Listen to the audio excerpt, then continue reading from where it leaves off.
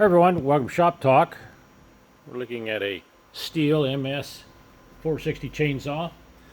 I built this test chainsaw for one of my West Coast customers. He's on the islands out in Hawaii.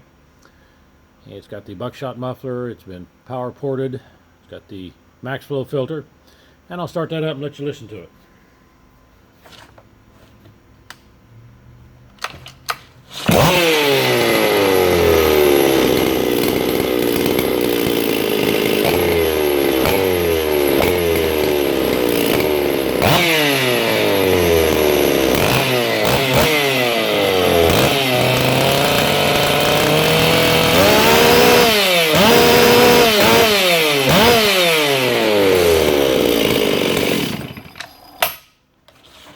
I retired from taking orders over the phone. I do take some emails. I do answer when I have time.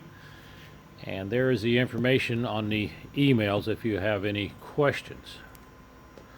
And again, I do answer as I get time.